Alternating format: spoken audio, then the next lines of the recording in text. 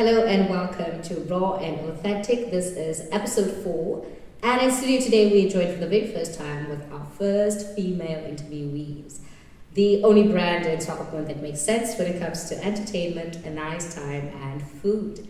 In studio, welcome Helenn on my left from Chill and Grill, and Melisa, Chill and Grill Swakopmund.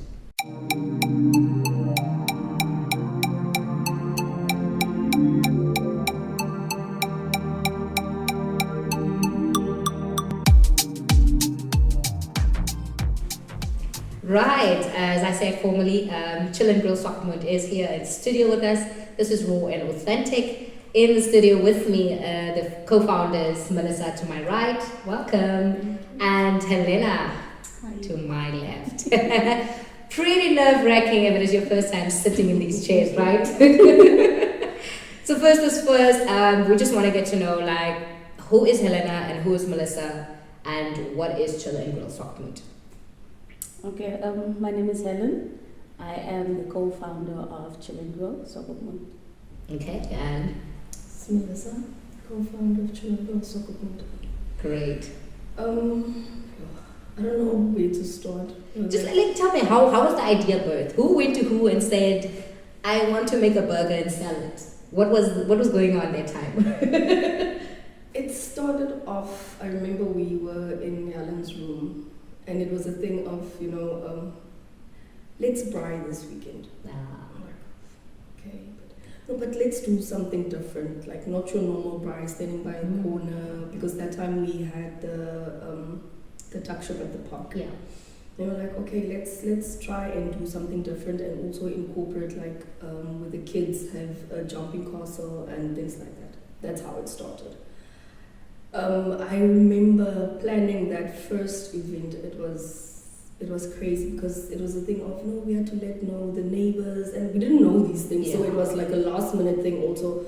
We have to write a letter to the municipality, let the neighbors know. It was just, and then running around, getting all of the things ready. So it was crazy. But then when it happened, especially the pull up on that first time, it exceeded your expectations. It did, really. It did. Because, and with all of the planning, you had to run around, look for a gazebo, look for all of these things. And now you're thinking, who do I call even for these things? Yeah.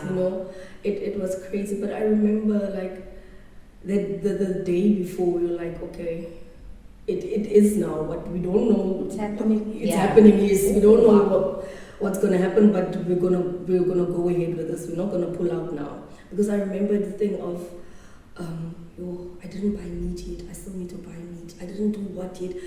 And we're like, okay, just calm down. Whatever comes, we'll sort it out along the way. So yeah, that's basically how it was. Yes. Okay, tell me a little bit about the name Chill and Grill.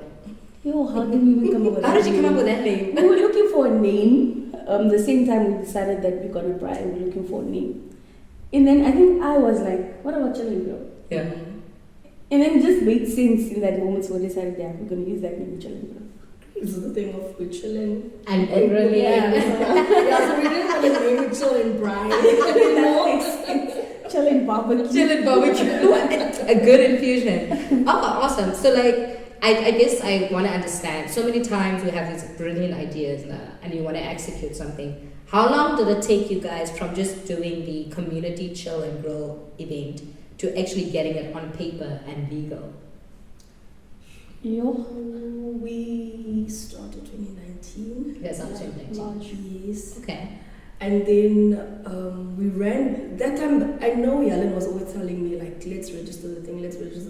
But then 2020 COVID hit. Yeah. So I think we relaxed a lot. So we only registered May 2021. Okay. To put it on paper. Oh, Yes. okay. Because I know, I remember by then I was back at the office. Because most of 2020 I was working from home. And then 2021, I think somewhere April, May, somewhere there, we started going back to the office. So that's when I thought okay, let me just get this out of the way, because I can't keep on procrastinating and Yeah. putting it out. So yes, we registered in May 2021. We got Great. our paper. We actually registered because we realized that this thing is actually Bigger than Bigger just than a us, bedroom yeah. chill and grill section. bigger than just running a tuck shop and being there at the park. Because the turn up was amazing. Like every other weekend, people would turn up, and we actually didn't expect that, which was I remember there was even one time we didn't even want to have anything, and we were like, when are you going to have something again? I'm like, guys, we're tired. no, it's exhausting. Tired. And I remember there was this one December where we only did on Sundays. Yeah. And then I asked them, whose idea We wanted to do Sundays. Sunday fun day. I remember you guys only did like 3 or 2 of those. There was, Slash. there was a time that we did it almost every Sunday. Guys, I think you should bring that We one used to back. call it Sunday. It's tiring. But Especially then we that got the Sundays. budget because people started complaining like we're not going to work on Monday. Self-discipline is here. Because the thing is, normally what we do is we normally when we started it was always the Saturday and then the Sunday, and then we stopped with the Sundays for a while, and then we only did the Saturday. Then people were like, no, but we want a Sunday thing, sorry. And we're like, but both days, it's kind of exhausting, guys, Yeah. because I remember both of us have full-time jobs. Yeah. So having to take off every Monday also, It's not looking good. Exactly. So then we thought, okay, for once, we're just going to do Saturdays, and then later on, we're going to switch on there. But then when we started doing the Sundays, people were like, no, guys, no. It's nice, but we're not going to work on Monday, guys. Look for another alternative. We're like, there's no other alternative. It's either both days or we just choose one day. So you must decide now what you're going to do. Great. So, like, I know you guys used to run an additions or volumes when you guys first started out. Can you remember what volume you ended at before the partnership? And we'll get to the partnership a little bit later. Just like, could you keep track of what volume we are at right now? I think we lost track of that because I think the volume stopped. We were supposed to have our birthday. We're planning 1 year anniversary in March. Yeah. And then COVID happened. That was Yeah. supposed to be, I don't know, was it the 5th or the 6th? And then the volume stopped there. So when we continued again, we just took it out. Just took it out completely and just ran with it. Great. So you guys have been like in the industry long enough for about like, if I'm counting right, should be a little under 5 years. What has been 5 things that you guys have learned doing Chill and Grill together? And I ask this specifically because you guys are siblings, right? And then you're working, and it's not like you're working for your mom's company or your dad's company. It's literally your own company. What happens? This is a 2-part question. So 5 things that you guys have learned in the less than 5 years you guys have done business together as siblings. Yeah. Number one is you can't work alone. I've realized connections, networking is important. Because when you think, okay, no, I want lights, for example. Yeah. I don't have lights. She doesn't have lights. So now you have to figure out who can I call. And you guys have to literally drink from each other's network circles. Yes. So number one, networking. Like as much as we are siblings, I think we also have, when it comes to connections now, we have 2 different connections. We have 2. So it's actually when she can't get something done or she's struggling, then I can probably chip in and say, oh no, but I know this person. So you really have to work with other people. Yeah. It is, you can't do this alone. It's so helpful that you guys have learned something that a lot of creators and a lot of people in the entertainment industry quite struggle with. I've seen as just being comfortable to say, this is only as far as I can go, I need help. And it's a good thing for you guys to have learned it so early on, because I think you guys have also been exposed to a whole lot of people so quickly in the space of, the first 4 years that you guys have been doing this. What has been that one thing, or rather how is conflict dealt with, since you guys are like siblings and you live together and then you have to work together? How do you guys handle conflict? We don't really, we have silent conflicts. Like something will happen and then I probably just go quiet. And then she's quiet, but then we just do what we have to do. And then in that silence. Yeah, in that silence. We just move. Because you need to get over it as fast as possible in order to get things done. Okay. That is so nice. Silent. It's a good thing to pick up from here. It's good to do silent business. But then when it also, I gets a little think by bit now we also know what is expected, what we expect from each other. individually. Yeah, because she's there by the finance, and she's there by the, the books and stuff, and I'm there by I'm just there by the food, guys, and the content creation. Other than that, when people ask me things of where did you register the company, you just talk to my sister. She'll know. refer you to someone. Me, I'm just there by the. So she's like what we like to call back end and front Yes. end. Okay. So another thing that I was actually very curious about is over the years, as you guys have done business, it's like with every business, you'd find people that are your crowd and you find people that are not your crowd. How have you guys as a brand dealt with getting used to a certain level of support and then not having it anymore? Because people just maybe that season of attending children grills is over. How have you guys dealt with the growth and the decline of brand support? I would say we don't have a sense of entitlement. And the support we've been getting from the get-go it's so overwhelming in a good way, where you don't think of, who's not showing up anymore. You're more focused on who is there. And most of the people are family and friends. Most of the people are family and friends. That show up. That show up. Okay, great. So this is the thing. Children Grill is going. I know that right now there's a mini struggle with somebody else drawing to your design in a show. It happens.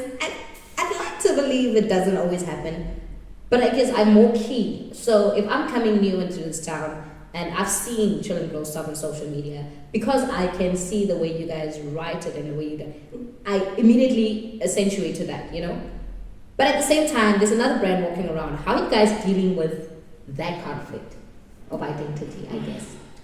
Okay, right now we're actually trying to trademark the name.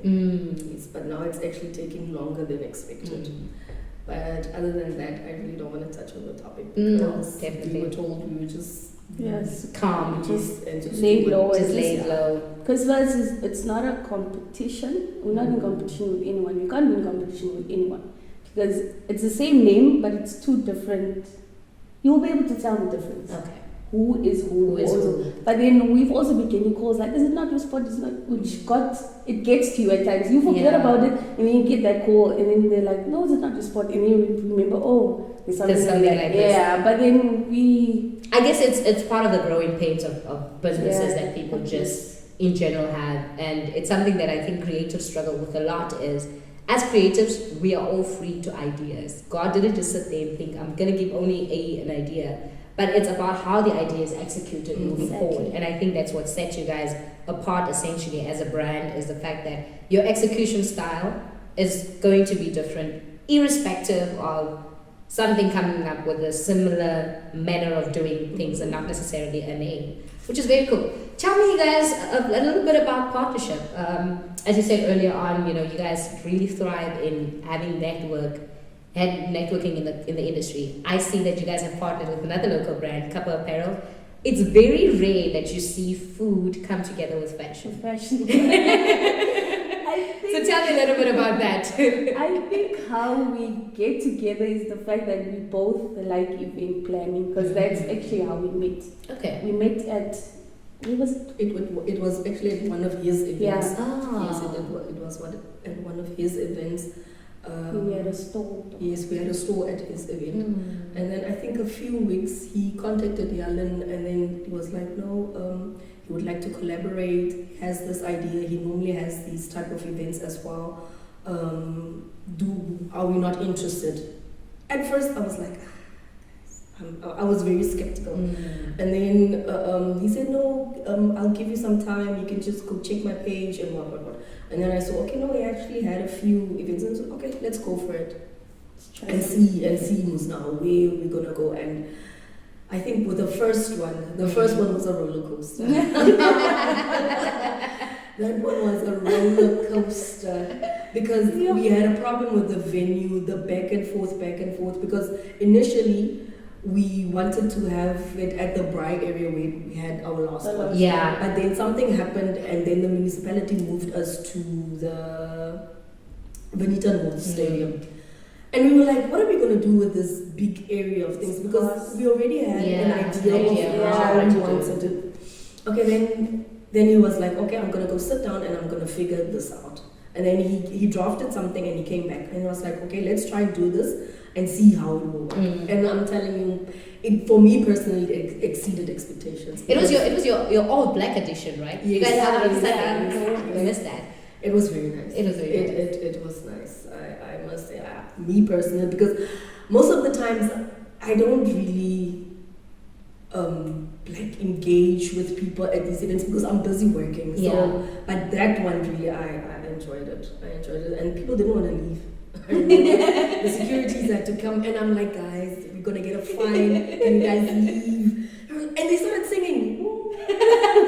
Joanna people. They started singing. I'm like, guys, okay, you can sing and walk up, please, because the security is standing there, and it's like, madam, these people need to leave. I'm like, I know they need to leave, but what are we? You can see yourself what they're doing. What am I supposed to do? It's like, but you guys need to leave. I'm like, okay, I'll try and get them to move. This is interesting. So I know that this is something that definitely happens, and I think it's because you guys have created such a homey atmosphere. I had a conversation with somebody and I was like, isn't it amazing that some brands that just know that intimacy is their thing? That it isn't about the millions of people, because people come to connect at these events and food does bring people together. So I'd like to know, like, what are the things you guys are kind of trying to do to get people more aware of, okay, we just have this time now for this, after that we really have to leave. Because the thing is this, people start having fun and kind of just forget, because now I'm just here to have fun. It's not my business to stress about logistics or at that point I'm not even worried about how I am going home. You know? So how do you guys manage to get people out of certain spaces that you guys are granted on time? Okay, the cool thing about it is they're not difficult people, and it's people that we know. It's people we know. Cause so say it's 5 to 10, they already know the event is only until 10. So when they start singing, they will know, okay, fine, they're also ready to close down the event. So we just tell them, okay, it's time, guys, we're supposed to leave the meeting. And the nice thing about this last one, they started singing, they went out, they came back, and then the one girl was like, okay, what needs to happen? Like, can I help with anything? I'm like, what? She's like, yes, so that you can finish quickly, now. I'm like, thank you, but it's not necessary. No, I want to help. I'm like, okay, that's very nice of you. Nice. Speaking of your last event, this had to be your second collaboration event? Third collaboration event. Outside of you guys doing it just as siblings and then having to collaborate with another brand, what have been the pros and cons of this collaboration? The pros, it gets things done easier. And we both have the same mindset. Like both brands have the same mindset. Both brands know what is expected from us and what the end goal is. So when it comes to cons, it's probably just the difference in how we would want things to be done, or this one has an idea, you feel your idea makes sense, but then the other person feels like, but it's a good idea, but just not for this setting or whatever. We don't have disagreements at all. That's amazing. Like, we don't have disagreements at all. Yeah, it's probably just when it comes to planning, we would know, okay, fine, we have this date. Yeah. The event is supposed to happen there. And then we stall, we get relaxed. And then a month before that, like, on Skratbakker. So you guys are pressure cookers. It's like, but the end result is always like above and beyond. Above and beyond. And congratulations on having your first international act at your event. That was major. That was major. Congratulations. Because normally what we do is I normally sit that one out. Like, when it comes to DJs and entertainers, I always tell them I don't know these people, but then I don't know who mentioned dress, and they're like, yeah, him I know. I think it was JJ. And I was like, he definitely needs to be there. I've heard one of his sets, and I'm like, he definitely needs to be there. But other than that, I was just like, guys, you can choose whoever you want to be. And for me, it was so surreal. When it was this time, demand van iemand there. Chilling around with that, and that iemand there. So I was just like, I was still, because my thing was like, I didn't see him when he started with the set, because I was there by the food. And the thing is, when you are busy there by the food, it's very difficult to get from there. So I was like, I'm gonna get him later. And then later I found him and I was like, he actually came to you. That was so nice. That was nice. That was nice. Speaking of international acts, do you guys feel like you are ready, like mentally ready? Because now you've opened that door, right? And Swakopmund is an untapped geographical area for this kind of thing. So it's a conversation that always comes up. A lot of people look at us and think we are so living room when it comes to like groove. A lot of people in the industry will tell me like, but Swakop doesn't really have the groove. Yeah. Do you guys feel like you are ready for the door that you've opened? Because I mean, it can only get bigger and better from here. And a lot of the acts in Namibia right now are getting international recognition as well. If that opportunity were to become your reality, do you guys think like mentally you've spent the last 4 years building your character in terms of your brand to say, we can really take on anything that shows up in that night? I think we can do more because I think we've just been too relaxed and also inconsistent, if I have to be honest.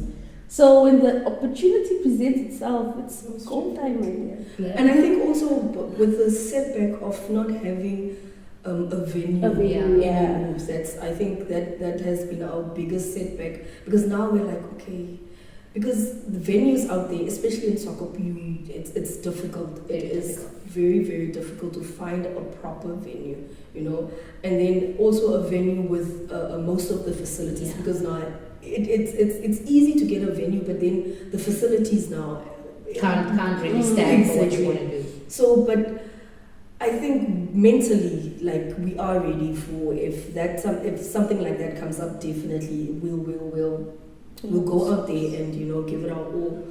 But I think also the other thing is, if we could also just get a venue of our own, then things will start popping. Like, definitely. Speaking of it just kind of makes me feel like, you know, I feel like as creatives and as the entertainment industry, the more serious industries and the leaders of the nation tend to look at us as the last born. You know, a last born that was born 15 years later.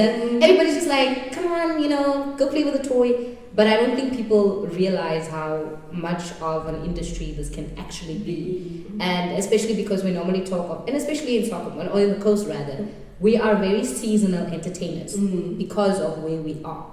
What is it that you guys think if the municipality was here and you guys were like, speaking of support, what is it? What does that conversation look like? What is that question that you'd like to ask them, or be like, this is how people like us who want to do this kind of entertainment need support? For me, I don't know how the process works, because from my personal experience, because I do most of the bookings with the municipality, it's always a process. It's always an argument. It's always something, you didn't do this, you didn't do that, you didn't fill that in. And then I would always think, okay, when I sent in my application, when you reply on that mail that I sent you, why don't you just tell me everything? Because it's a back and forth with the municipality. Maybe they support other people, but for me personally, you've not seen that support as a homegrown brand and entity. Okay. It's always a fight. It's always a fight to get it back and forth. Do you think that the municipality is doing enough to cater for the entertainment sector, especially because we are youth, for the youth, and also just in getting information out there? Like, I feel like there's so many regulations and stuff that the general person that wants to get into a sector or is an artist or whatever doesn't have access to information like that. Do you think they're doing enough? And if not, how can they then? What is the means that they can use to educate the general public, to educate creatives in how to go about? I don't think they concentrate that much on entertainment. Yeah, I don't, because I follow the Facebook page, and most of the time I see of recent they've started posting of events happening in Swakop.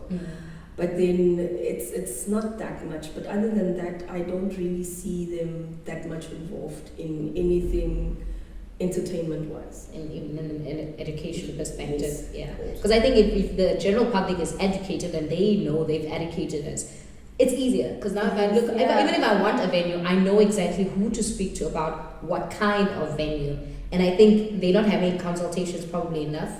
to kind of get an idea what are the needs in terms of the stuff that you guys want to Even be doing? like I think beginning of the year they have a poster where they say, okay, if you want to book an event at any of their venues, the due date is the 31st of August. That's the last date that you can try and book. So from January till the 31st of August, that's You basically have time. so now imagine I want to have an event in December, but I don't have a date yet. So now going forth, I can't plan anything by the municipality or any of the venues because the due date has long passed. Maybe I was struggling to get sponsorships and things like that.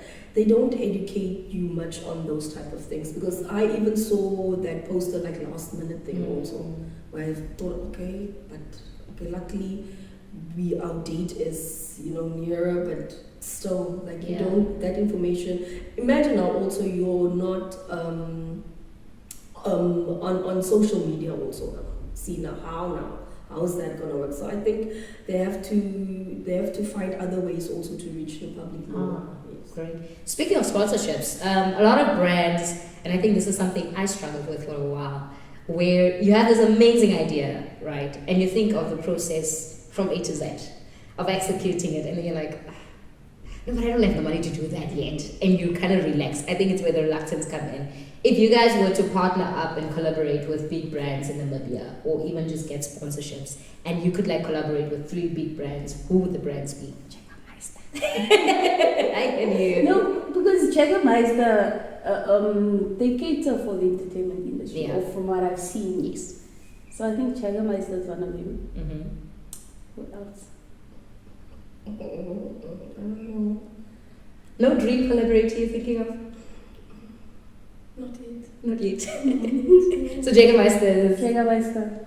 Not yet. No, a setting like an MSD setting. I think it's an untapped industry actually.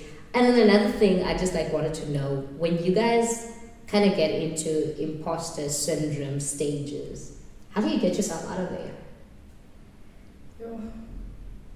For me, I don't think much about it because I like even with my work itself, I just tell myself this is work now. You need to get your mind straight. You need to get yourself out of this thing because that's where self-sabotage comes in. Yes. So I tell myself, but you want this. So whatever this is telling you, ignore that. Stop it. Just stop it because this is what you want. So focus on that and just leave this here. The other part. Yes. And what about you? I think it's easy. I just get into it. I just go with the flow because it's what I love. Yeah. Yeah. So it's not difficult for me to say, okay, fine, we're doing this and this. It's just the anticipation and the anxiety of, is it really gonna work? Yeah. Is it gonna exceed my expectations? Or and then you tell yourself like, you have low days also, but then you also tell yourself, but I know my people, they will pull up. They will pull up. So I guess for you guys, you're saying knowing that you have people in your corner that are consistent in coming to the atmosphere you're creating is basically what keeps you moving, and the fact that it's a thing of passion. It's literally you guys woke up and decided this is a passion move and you're gonna get into it and do it. Great. So let's talk about future. 5 years from now, what is it that you guys see the brand looking like? We have our own venue, most important. Just have our own venue where we still do our food thingy. Have our events on the side, on a more consistent basis. Collaborating with bigger brands, getting sponsorships. Because I think that's one of the things that we're really trying to work on. Getting sponsorships in order to do what we really want to do at the level that you want to do it. Yeah. Yes. So what does 5 years from now look like for you? Doing this on a full-time basis. Really full-time. No, even if I have to wake up at 6 still, but you want to wake up for your own dreams. For your own. Yes. So like, do you guys consider yourself entrepreneurs? Part-time, yes. Part-time for now. Part-time entrepreneurs. Yes. Yeah, part-time for now. People think it's easy. Yeah. It's definitely it's mentally draining, guys. It's not, because imagine working full-time and then having other things also still outside. So sometimes you need to remind yourself, why you're actually doing this. Because sometimes I think people start side hustles because they're cash strapped maybe, but then if you do something that you love really with a passion, then it starts flowing into your life. But it gets difficult at a point where, especially now that I'm studying, I sometimes even forget that I had to call someone for something because you're thinking of exams. Exactly, things like that. But I think, you know, if it's something that you really want to do, if it's something that you're passionate about, you will incorporate it in your life. So, but for me personally, I want to do it on a full-time basis. As much as I'm studying now, as much as I'm studying, you know, and I also want to do that. I'm studying what I'm studying now also, but this I really want to do on a full-time basis. It's amazing. Tell me, what has been the best advice that you guys have received in the last 4 to 5 years that you've been operational? Keep going. It sounds like it was somebody, like was it a group of people that said it, or was it's it actually like one person? It's a friend of ours that commented on one of the videos I posted after this event, and he was like, keep going. I was like, yeah. And also just a piece of advice. It's just motivation basically that they give, like, you know, that we're proud of you guys, we see you, we know what you're doing. And it kind of comes from the people you don't expect it to most times. And is it that you didn't expect it to hear it in that moment, and you hear it and it kind of just like was a boost to what you're already doing. And the other thing is ask help.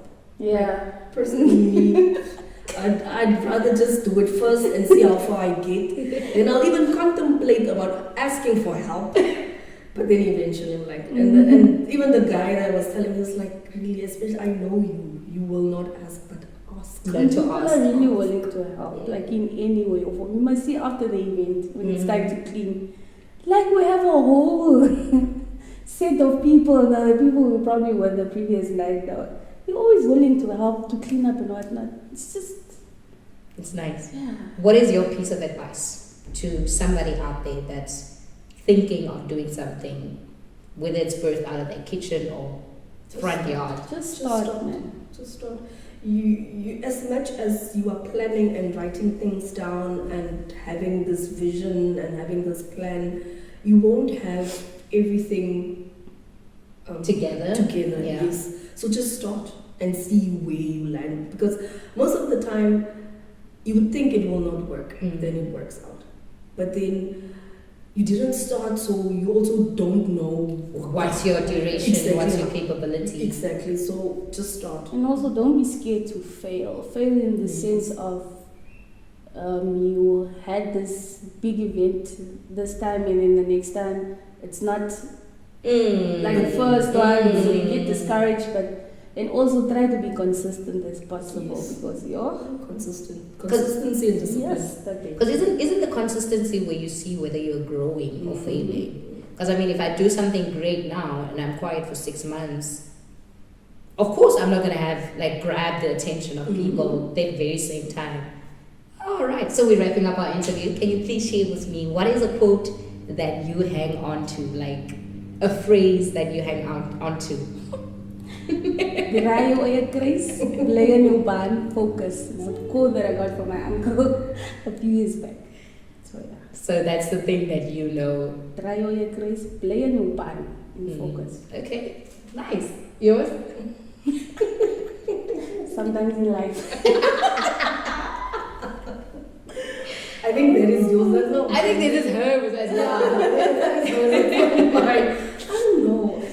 Like, what's that quote that you read and you can just resonate with it any time of your life? It doesn't matter what's happening in your life. You can literally just relate to that specific quote or Bible verse or whatever. Because now I was actually thinking of a Bible verse. Yeah, I know, share. Mine is Psalm 23. Just that the Lord is my shepherd, I shall not want. Yeah. Like, guys, especially this year has been tough. Like for me personally.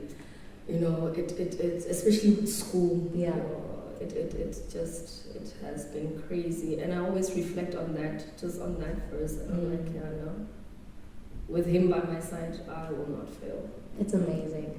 Well, it has been a pleasure having you guys here on Raw and Authentic. The aim is always to be as vulnerable as possible and share a little bit of us with the world. Thank you so much for joining me, guys. Thank you very much.